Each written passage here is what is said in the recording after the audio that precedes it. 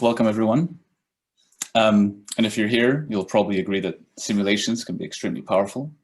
A defining aspect of the simulation is its relationship to the real world, of course. And in few fields is this interaction so manifest, the feedback so direct, and possible mistakes so expensive as in robotics. In this spirit, we are excited to welcome Ed Johns as our guest speaker today. Dr. Johns is the director of the Robot Learning Lab at Imperial College London, where he is also a Royal Academy of Engineering Research Fellow and a lecturer. And not just any lecturer, mind you. Fun fact, Ed was my reinforcement learning lecturer last year.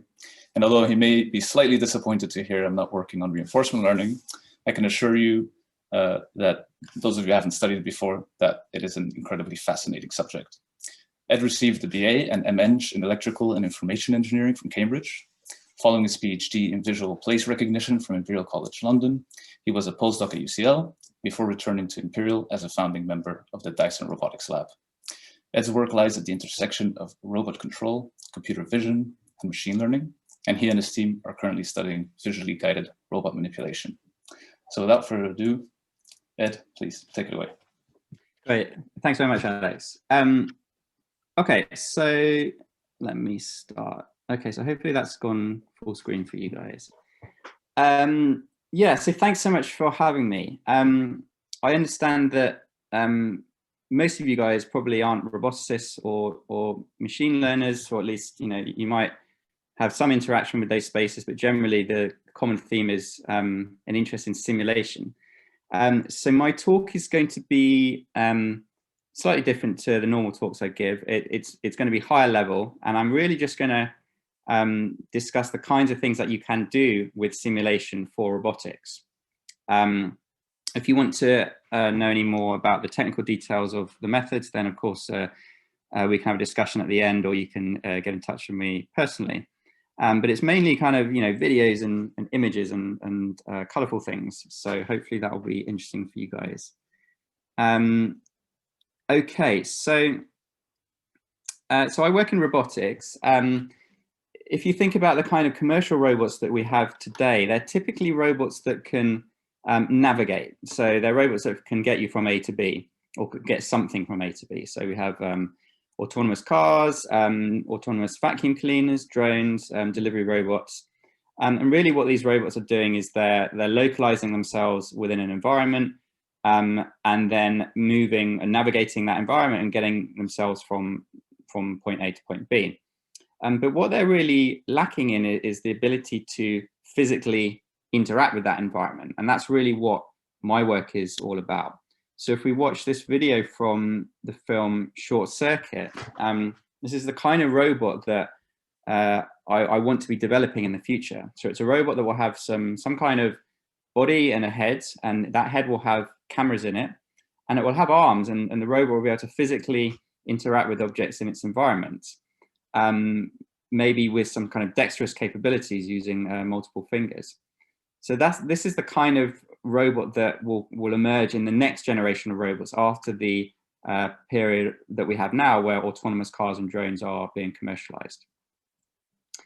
So there are, you know, robot arms have been used in industry for a long time. In fact, it's the way that most cars are manufactured and have been manufactured for quite a long time. And you see environments like this in industry, where you might have a robot arm performing some kind of task. Often it's picking up an object from point A and placing it in point B. So, you know, there's a lot of demand in industry for robot manipulation. But often, you know, the problem with these approaches is that they tend to be hand engineered for a particular task, and you'd have to bring in a new engineer every time you wanted to redesign the system to be able to manufacture a different product, for example. With what we really want is a robot that can kind of go around the home, for example, and arbitrarily just tidy the home and perform a wide range of tasks in a very natural environment where the environment is unstructured. So, you know, the robot doesn't really know exactly where the objects are. It has to kind of explore its environment, find objects, and then decide what to do with those objects. So the video I've just shown you is I love this video because it's an old video from about 15 years ago from Stanford, And it looks very, very impressive, but the catch is that they're basically cheating, and there's just a human outside of the camera shot with a remote control, controlling the robot. So it looks very impressive because we're nowhere near this level of AI and control with robotics. But the point of this video, as far as I'm concerned, is to show that the big challenge at the moment really is to solve the AI and the computer vision side of robotics. We really have, basic hardware that can perform a lot of these tasks. And if we can really just solve this decision making and the control, allowing the robot to decide what objects to pick up and where to place them, then the rest of it, the hardware, we actually do have in place. So even though there's lots and lots of reasons why we should improve the hardware as well, a lot of this can actually be solved just by focusing on the software side of things. Okay, so this is a motivating example from my work. This image is going to crop up a few times during the presentation. So I want you to imagine that you've got this robot and there's a cube in the scene, and there's also a basket. And the task is for the robot to pick up the red cube and place it into the blue basket.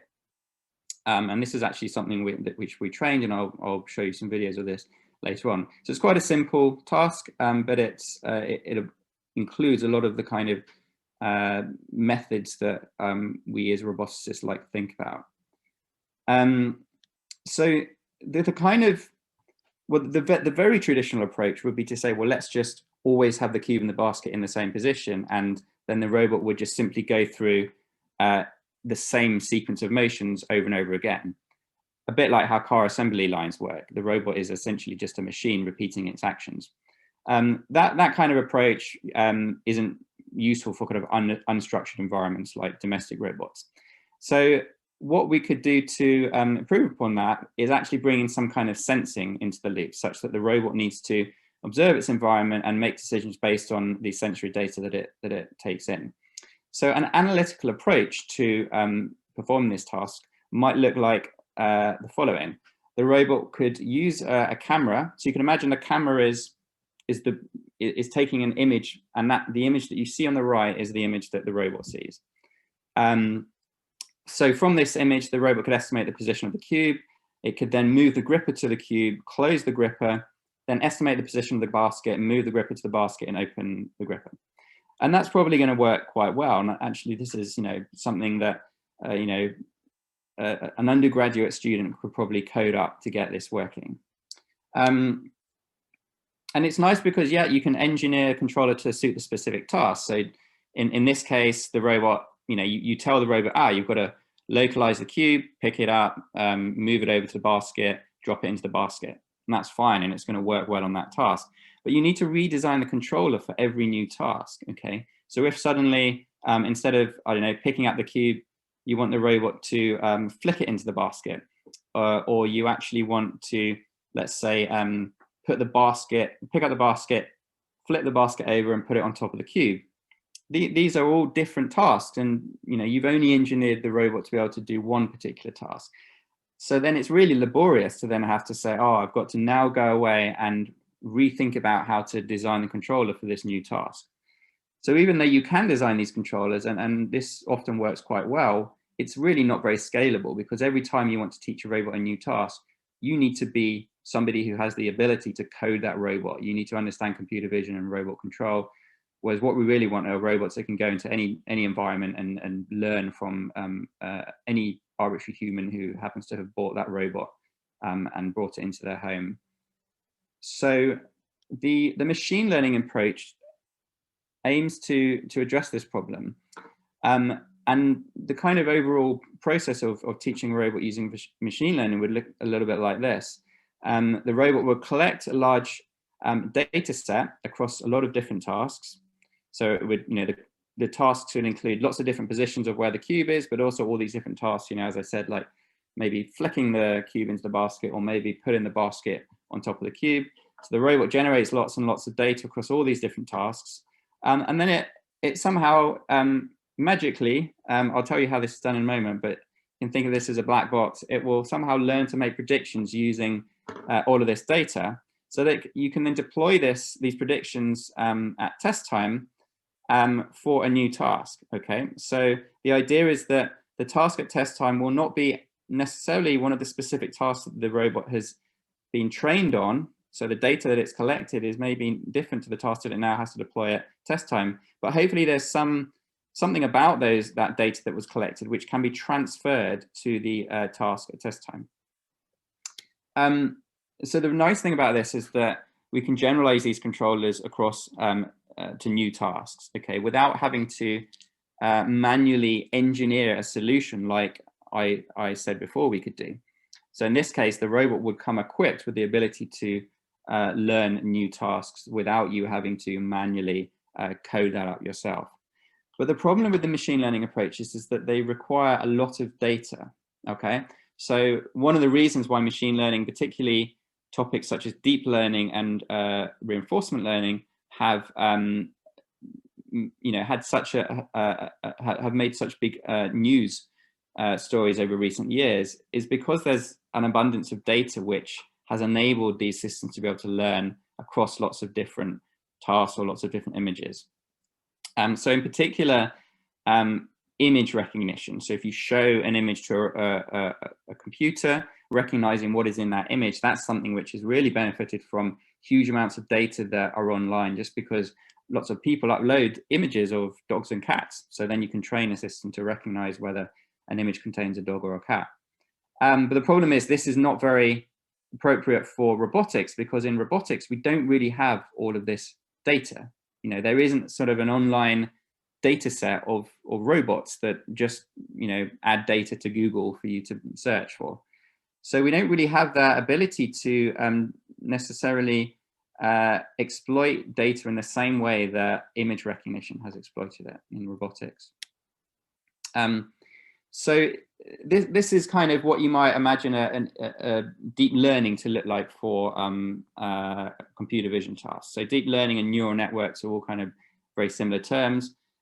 Here, the red, yellow, and green dots represent a neural network, and the idea is that you would have an image at the input, and on the output, there would be some predictions as to what is in that image.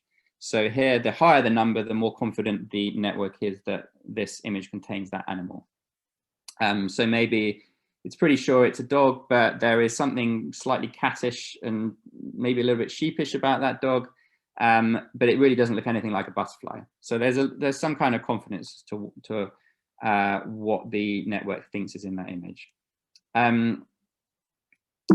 We can then apply that to robotics. So instead of determining it, you know, kind of in terms of a classification, what is actually in the image, we can train a system to output actions. Okay, so it's a similar idea in that there's an input to the neural network and an output, but this time we're doing a regression rather than a classification. So we're outputting real values, and these correspond to physical quantities like the speed of movement, or maybe the grip action.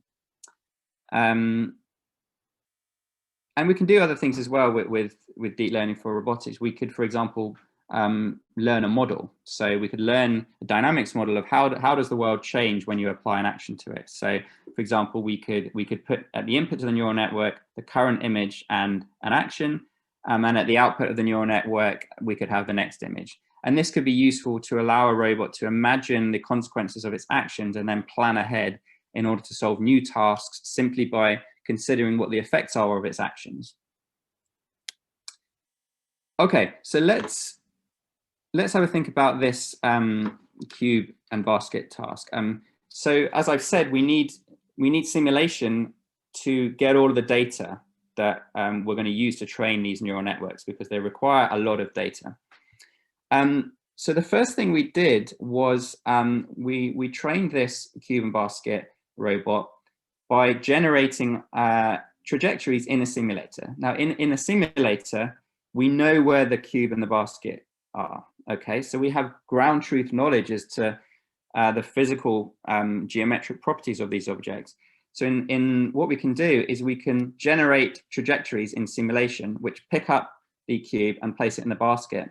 And then what we can do is we can render images as this simulation is happening and use those images to train the neural network. Okay, So we're kind of sort of using the property of the, and you know, one of the great properties of simulators is that we can get lots of data, but another great property is that we have access to the underlying true geometric state of the world. So we can exploit that to get these trajectories, and then we can render images and then train a neural network to predict the action from the image. Okay, so that's what's going on here. Because in the real world, we don't actually have access to the real location of the cube and the basket. We just have access to an image observation of the cube and the basket. So what we're going to be doing here is machine learning, which will map the image to the action. Okay, so this is what happened when we trained that neural network and executed it in the real world. It doesn't really work very well. And actually it's a bit dangerous. You know, imagine this was the robot in the home, and you came in one day and it was just sort of moving all over the place like that. You would be a little bit scared and you'd probably take it back or shut it down immediately.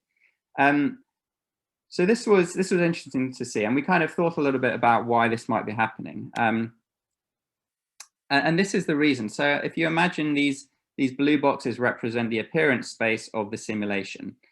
And then you've got this kind of manifold of data, which is all of the simulated data. And then at test time in the real world, okay, you start off with the robot and the cube and the basket. They're all, let's say they're all in a similar state to one of the simulation states. So this bottom left simulated image is quite similar to the bottom left real image. But because the neural network is going to make a very small mistake in its prediction of what the action should be, and the reason for that is because the simulated image and the real image is, you know, they're not identical. There is a little bit of a difference between them. There's going to be a small error in the prediction. And so instead of the robot kind of moving towards the next image, it's going to move slightly away from it. And again, that's going to happen. And you're going to get this compounding effect where eventually the robot is now in a state which it has never been observed in during simulation. Okay, so you have this now strange position here where the robot is way up above the cube.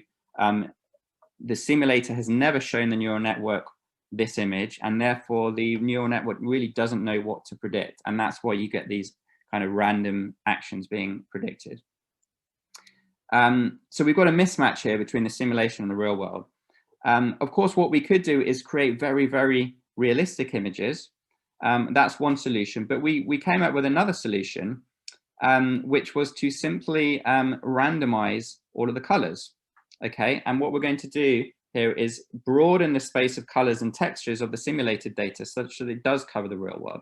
So instead of here, this is what would happen if we tried to model the real world, maybe, but actually there were some mistakes in the modeling, and actually the simulated data wasn't perfect. By broadening out and saying, well, it doesn't have to be an exact overlap between the simulation and the real world. As long as the real world is some kind of subset of the simulated data, then the training data that we're providing the neural network is going to be a superset of the real world. And therefore, every time you see a real image, it should look like something like one of the simulated images. And this is what those images look like. So we change things up and we completely randomize all of the visual appearances of all of the objects in the scene. So you can see the table and the background have these random textures and random colors.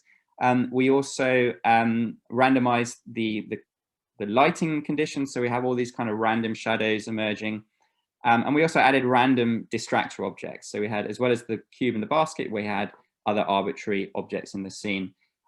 Just in case at test time in the real world, there happen to be other arbitrary objects that might otherwise distract the neural network. And this is what happens when we tested this network. So whereas before the robot was not able to perform the task and it completely missed the cube and started kind of behaving very, very randomly, after doing all of this randomization, actually the robot is able to perform the task very well. And this is quite amazing because actually those images that I showed you then are not actually that realistic. You know, there probably isn't an image that looks like one of these images here. And what we're seeing here is, you know, even under adversarial conditions, such as shining very bright lights into the scene, the robot is able to perform very well. And what's going on is really by randomizing all of the colors of the things that we don't care about, i.e. the table and the background, and making sure that the color of the the cube and the basket and the robot stay the same, that they're roughly the black, red, and blue, then the neural network is focusing in on the parts of the scene which are important and ignoring all of the parts of the scene which are not important, such as the background and all of these distractor objects and any illumination conditions. Okay, so we also had a look at what are the different properties of the simulator which we can randomize, and what are the effects of those properties. So let's have a look. Hopefully you can see my laser pointer. So if we look at this final column here, these are the numbers to sort of have a look at. What we're showing here in this top row are, we're saying, well, we're training with all of the things randomized here in the simulator, and then we're testing it with different real conditions. So you can see here in the real world, it performs 100%. Okay. If we do something like we have a small cube instead of a big cube, then it drops down to 41%. If we add in distractors, so other objects into the scene, then it drops down to 75%.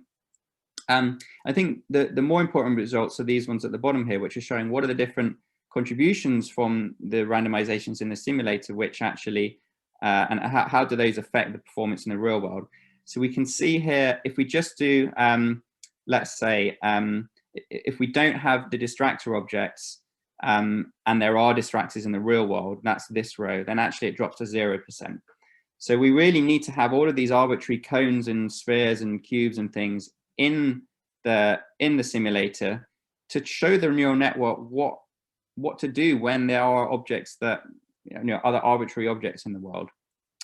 So this was very interesting to see the different contributions of different simulation properties. We also had a look at the effects of the data set size. So one of the great things, of course, about simulated data is you can just kind of leave this running, and it's not quite free, but it's virtually free. It takes a lot of time and uses a lot of power, but essentially it's, you don't have to physically go out and label data yourself. And we found a very nice relationship here where it's almost a linear relationship between the data set size and the success rate. So this is great to see because it suggests that this kind of method is very, very scalable, and then we can just simply collect more and more data, and maybe the task will perform even better. Okay, so we also did some work in doing some deeper studies of what are the different types of renderers that we should be using to simulate these images. So you can have very, very simple renderers which just create a cube, sort of just basically a square in your scene on the left, all the way to very realistic renderers on the right, where you've got very, very complex computer graphics going on. And from left to right, we've got different levels of quality in the renderers here, which are explained in the table above. But you can't really, it's not easy to tell that from left to right the renderer is getting better, but essentially underneath these images is a more complex rendering pipeline as you go from left to right. And we wanted to see whether there was an impact on having, whether a higher quality renderer would indeed lead to better transfer from simulation to reality. So we did some experiments on estimating the pose of an object. So on the left, we've got all of these objects which the neural network is trained on. On the right, we've got the objects which the network is tested on. So on the left, they're simulated scenes. On the right, they are real scenes. And what we found actually is a very nice correlation between the quality level and the error. So in this table here, as we move from top to bottom, the quality levels increase and the errors decrease. So this wasn't necessarily what I would have expected to see some kind of general trend, but I wasn't expecting to see such a strong trend, because sometimes the difference between these quality levels is a little bit, it's quite minor. So, you're going from, a medium quality level shadow to a high quality level shadow, but in practice, like, is that really, does that really have an impact? And in fact, it does. So, better quality renderer results in better quality transfer from simulation to reality, which might sort of seem obvious, but it wasn't necessarily obvious to me, just because it's so difficult to simulate images anyway, that even the very high quality images that are rendered don't really look like the real world images you see. So it wasn't necessarily obvious to me that there was going to be such a strong trend here. And we also did a study on what is the trade-off between high quality and low quality images, given that they take different amounts of time to render. So, it takes, to render a very high quality image using very, very complex ray tracing computer graphics takes several times longer than a very, very basic computer graphics rendering. So we decided to say, well, let's say we've got a fixed amount of time to collect all of this data. So 1 minute, 5 minutes, 10 minutes. And we say, well, let's have a different percentage of high quality and low quality images within all of that fixed budget of time. What is the trade-off here?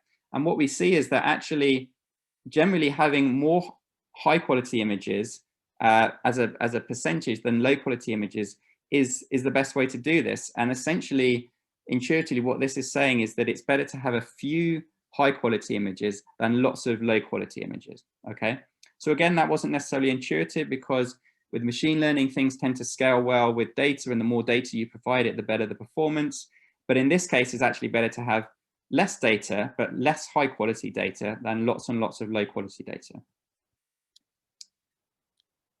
Okay, so picking up a cube and placing it in a basket is something which, as I said before, probably an undergraduate student could code up and get working in the real world. We wanted to study sim-to-real transfer for more complex tasks. So we decided to say, well, what about if the task requires kind of millimeter level precision in order to be solved? Is that something which we can also do from simulation to reality? So we created these 3D printed pegs and the rings. That the idea is that the ring needs to go onto the peg. And the screw peg in the middle actually has to be twisted as well. So we've got slightly more complex motion there, a bit like screwing in a light bulb, for example. And again, we randomized the colors of the simulator to see whether this kind of same method of randomizing textures and colors and lights would apply when we have very, very fine grained control. And these are the results. So you can see here, actually, it does perform very well, and it performs very well with a very, very precise task now. So you've really got a task here where you need to be within about a millimeter of the perfect position of the ring. And so this was very, very nice to see happening. It also works well here for more complex tasks where we need to actually twist the ring over the peg. So you see the ring goes in, and then once it's past a particular point, the ring is twisted. This is all great because, of course, we're now being able to train robots just from sitting in a chair and not having to actually collect this data in the real world. And again, we're showing robustness to lighting conditions, again, under this condition where the control needs to be very, very precise. Okay, so the methods I've shown you so far require us to, in simulation, be able to generate these trajectories, okay? So remember I said that for the task on the left, where the robot has to pick up the cube and place it in the basket, we basically use the ground truth geometry of the scene. We know where the cube is in the simulator, we know where the basket is, therefore we can generate these trajectories and train the robot using that data. But what about a task where we don't really know what the trajectory should be? So for example, task on the right, let's say we want the robot to pick up this toy gun. It's not obvious, if you were to try and manually code those trajectories in the simulator, it's not obvious where the gripper should go.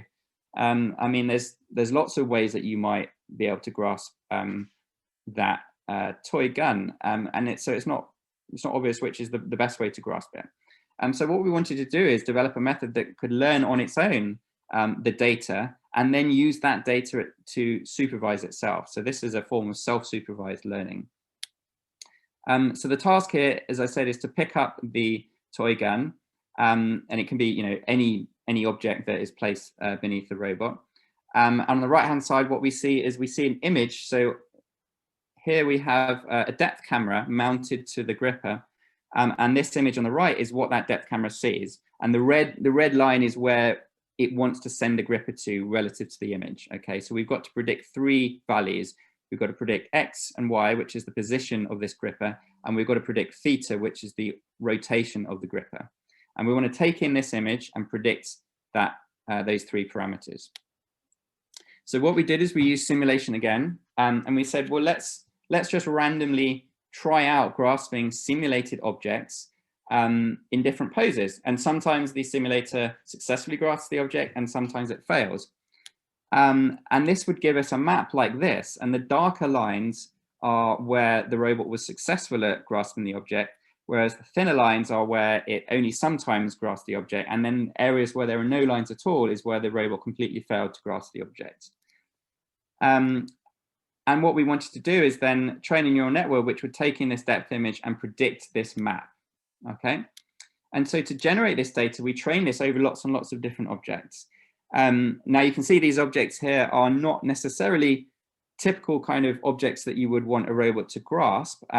They're actually generally scaled down versions of much bigger objects. So, you know, you have an airplane, a guitar, a car, things like that. But really it doesn't matter the semantics behind what that object actually is. What we really care about is the shape of the object. Okay, so we're just learning a general understanding of, given a particular shape, where is a good place to go in and grasp that object. And then we train the neural network to predict that map. And then what we did is we said, right, let's take the thickest black line from this map and send the gripper to that point.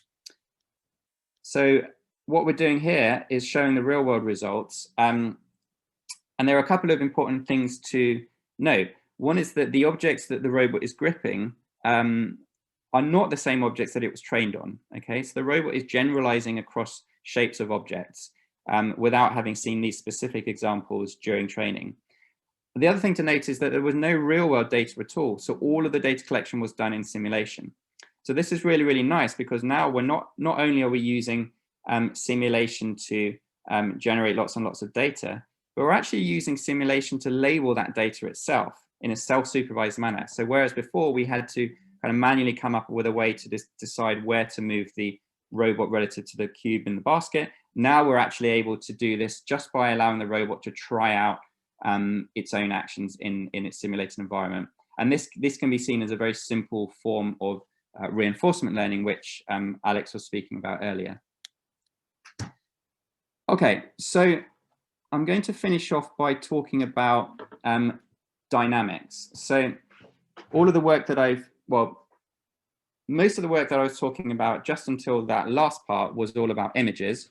Then the last work I told you with grasping the objects included both images and dynamics. Now I'm going to talk a little bit more about methods which include much more complex dynamics.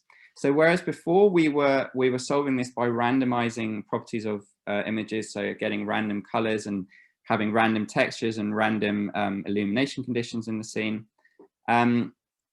the idea with dynamics would be to do something similar but on different properties in the scene. So what we're going to do is we're going to randomize things like the mass, the geometry, the coefficients of frictions of the objects, the latency of the controller.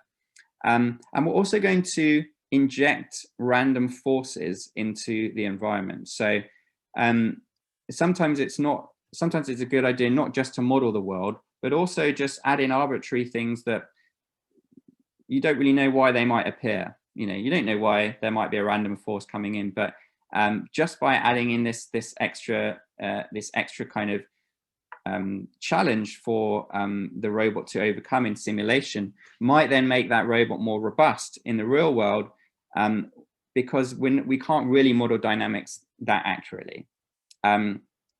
Computer graphics is something that we can render quite realistic images. In fact, you could probably that there are images that can be rendered where it's indistinguishable as to whether they are real or synthetic images. It's very difficult to do that with dynamics.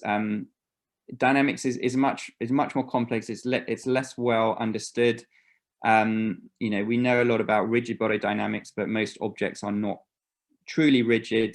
And also, even though we might have some tools for simulating soft bodies and more complex dynamics, like finite element analysis, for example, these techniques are very, very slow, so they're not necessarily suitable for large-scale machine learning where we need large amount of data. So the idea here was to keep things simple and just say, well, let's use a fairly basic simulator and just randomize these properties and see how well that works.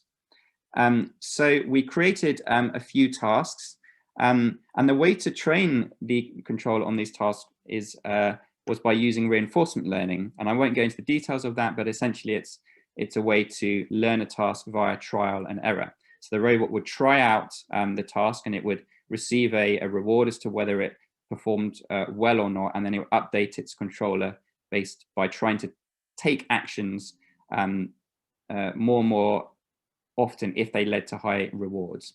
Okay, so we have these three tasks: the reaching, the pushing, and the sliding. And what we're showing here is what happens when we try our best to define what those physical properties are. So, for example, the shapes of the objects, the mass of the objects, the frictional coefficients, and then just deploy that trained controller in the real world. So you can see here it doesn't really work that well. The robot the task is to push the cube to the target, and it doesn't really perform very well. The sliding task, it overshoots and the block falls off straight away. So then this paper was all about studying a range of different methods for allowing us to do randomization in order to achieve symmetry rule transfer for dynamics. I won't go into the specific details of how these are done, but they are quite similar to the image-based methods where, as I said, you have certain properties in the environment, you randomize them, and then you train a controller which is supposed to be robust to all of those different randomizations.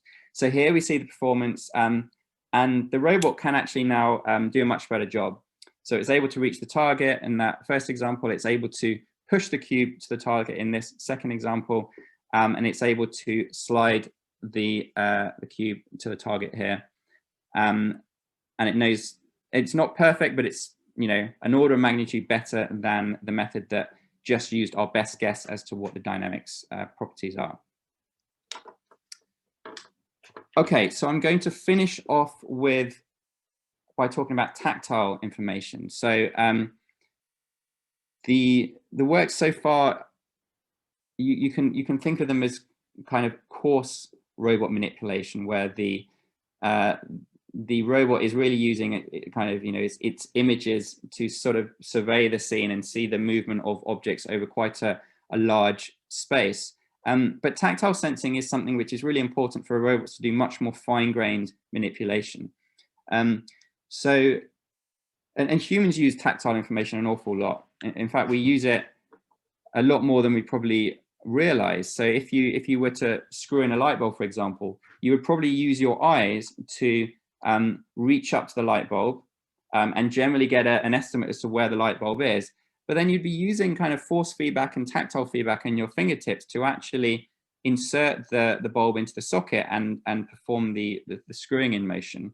And you could probably close your eyes at the point where the light bulb and the socket make contact and do the rest with your eyes closed. And often that's what happens anyway, because these light bulbs are sometimes in the ceiling and you can't really see up there. You're just kind of fiddling your way around with your hands. And the same goes for a lot of tasks. You can kind of just try this with tasks around your environment. When you pick objects up and when you manipulate them, really you don't really need your eyes beyond a certain point. So tactile information is really, really important for humans, and we're looking into ways that we can bring this into robot control as well, again via simulation. So here's a tactile sensor that we borrowed from the University of Bristol. What it has is a deformable tip, which you see here is deforming under pressure from the external environment. And there's a camera inside the sensor which is observing these pins on the inside of the tip.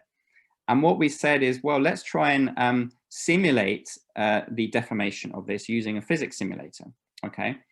But again, we don't really know what the real properties of this tactile tip are. So we said, well, let's do a similar technique before as to the dynamics case, where we randomize these properties and see whether the robot can generalize to the real world, even though we don't really know what those properties actually are in the real world. And so we trained a few different tasks on different objects where the idea is to predict the position of that object. So in simulation, we created we brought in the objects and placed the sensor on top of the object, moved it around all over the object, and then as you can see, the image on the top right shows what the camera observed as those pins deform under pressure.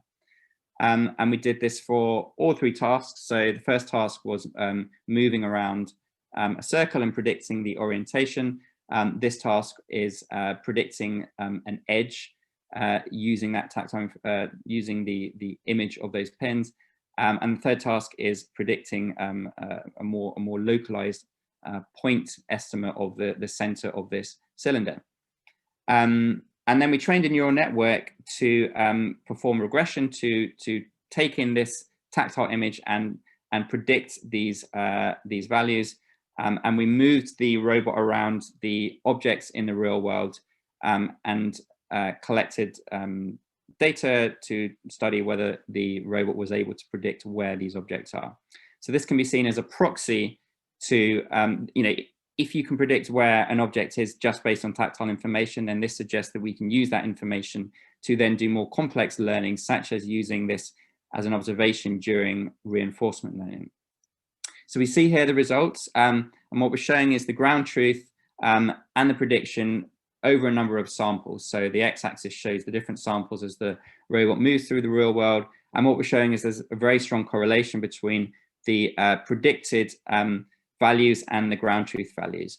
So again, just by randomizing properties in the simulator, there's a little bit more complex to it than that, but the general idea is just through this randomization process, we are able to again transfer from simulation to reality for robotics, and this time it's on a task which is much more complex than the others and involves much more complex dynamics. Okay, so that's the end. I mean, in summary, it's quite simple, but the best way to get simulation to real transfer for robotics is just by randomizing things. And there are more complex ways to bring in, you know, small amounts of real data as well. And, you know, you do have to think carefully about what things you're going to randomize and what distributions you're going to randomize over. But essentially, the technique works reasonably well for a lot of tasks, although my personal view is that it's still not going to be good enough to do the most complex tasks without some real world data. So perhaps you can pre-train robots in simulation and then fine-tune them in the real world. But my feeling is that if you want to do really, really complex tasks without having to sort of supervise the training process too much, then you probably need to be collecting some of that data in the real world. So I'd just like to say thanks to my colleagues who worked on this with me, and also my sponsors. And if you want to find out anything more about those papers, then they're all on my website, and you can also feel free to get in touch with me, and feel free to ask any questions. So thanks very much. All right, thank you, Ed, for that interesting talk. Yeah, we'll open up the floor to questions. So if anyone has a question, you can raise your hand. Yeah, Peter, yeah, you have a question. You could just unmute yourself. Yeah, hey, thank you so much for a very interesting talk. I was wondering if you could talk a little bit more about the strategy for what stimuli you show the robot in order to train it effectively. So for example, in the little arm task where it picks up the red cube and puts it in a basket, you have all these examples of noise in the environment, but the robot always seems to do the same thing and it does it correctly. Does it have any, like, could you teach the robot errors, for example, to speed up efficiency? Could you teach it like, if you can't pick up the cube, give up whatever you're doing because it will be wrong, basically? Could you like, is it efficient to basically train both on mistakes and errors? Is that what you're doing anyway? And is it possible to teach the robot like generally about the situation, what things can and can't you do? Like when it tries to balance these, a little cube on top of the sheet and move it from one position to the other, could you basically have it learn something like, if you tilt it by X amount, never try that again because it just completely overshoots?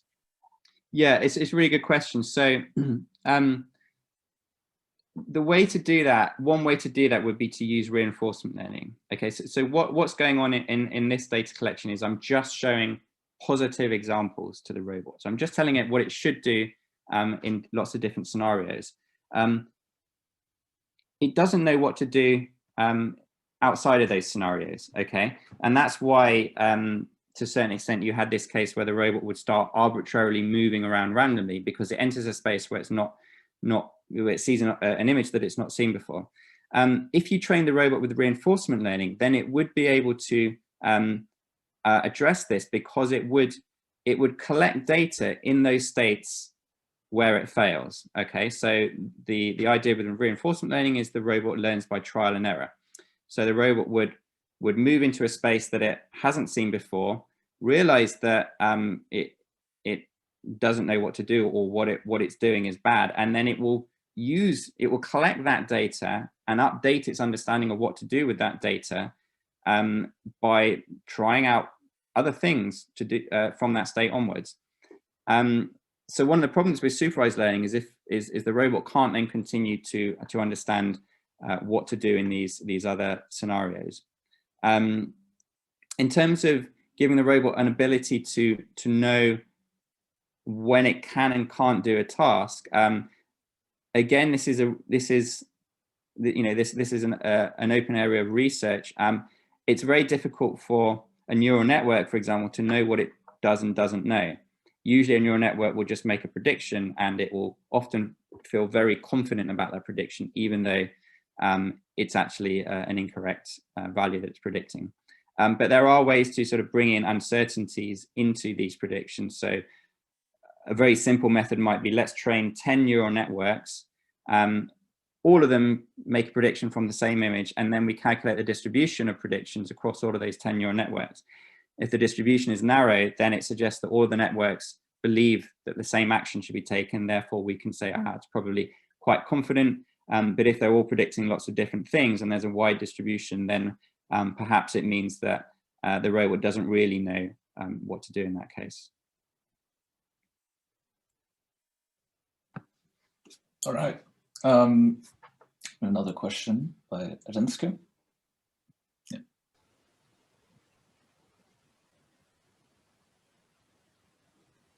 Oh, we can't hear you. I think you're muted. Still not hear you. So maybe either type your question in the chat or... Can you hear me? Yeah. Okay. Yes. So in the first part, you train the robot with visual data that is obtained from a camera away from the robot, right? And then in the second example, you have the camera mounted on top of the robot arm, right? That's right. And then would it be possible at some point to have a robot which uses this kind of tactile information of the last experiment to then use a gripper to do something? Would that make sense? Like in environments where you really cannot see, for instance. Yeah. It's a good observation. So I mean, as a human, you can kind of put your hand inside a bag and feel your way around and grab something from there. You're not using vision at all. You're just using tactile information. So that's a very good use case of why a robot would use its tactile sensing. The positioning of the camera, it is quite an important decision to make. So by putting the camera on the wrist of the robot, then you have this kind of gripper-centric view of the world, which means the actions and the images are very strongly correlated. So you can it doesn't matter where your gripper is. If you've got an image, then the same action can be applied. Whereas in this case, when you've got an external camera, it's not quite so straightforward to map from image to gripper action, because your cameras and your actions are not centered on the same coordinate frame. But yeah, I think probably if I were to build a robot such that it could do a wide range of tasks, I would probably want a camera on the head, so that you get a broad view of the scene. I would want a camera on the wrist so that you can have this kind of close-up control that tightly integrates the images with the actions. But I would also want to have tactile sensing, because there will be cases when, as you suggested, you can't even see the objects that the robot is interacting with. And I think the combination of different viewpoints and also tactile information is probably quite important for a general purpose robot that can just kind of come into your home and perform a wide range of tasks. Thank you.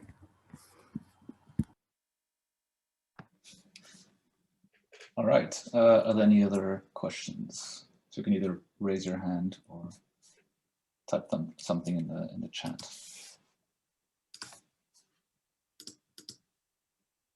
In the meantime, I have a question. So in this example here on the slide, if you were to replace the cube by some other object, would it still be able to successfully do the task? So no, probably not. So we tried that with a smaller cube. That's the result here. So you can see you train in the full simulation with the regular size cube, and then you replace it with a smaller cube. It kind of works to a certain extent, 40% of the time. But that's because there's some kind of red type thing that the neural network sees, and it's been told before that red kind of things should correspond to moving the robot towards that red thing. But if the color was changed, like if it became blue, I think it would probably fail to do anything reasonable there. So it's probably more likely to go there than away from it, but I don't think it would be very successful.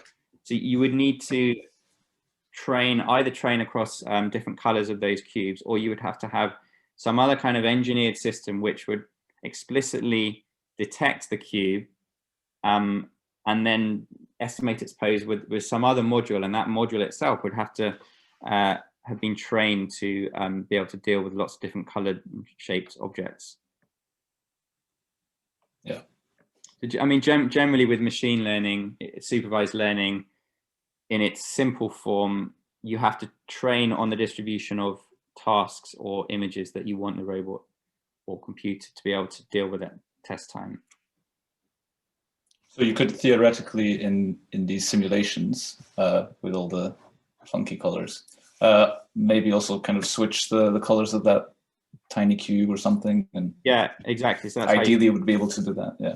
Yeah, you would do it that way. That'd be a simple way of doing it. You just say, well, as well as randomizing the colors of the table, you also randomize the color of the object. And so when it's blue and green and yellow, then the gripper would also be able to approach that object and pick it up. Yeah.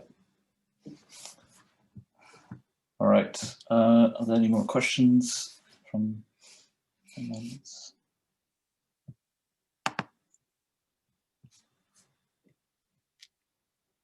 All right.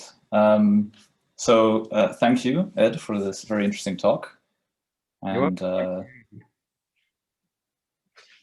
I guess, yeah, that's it. There's no more questions.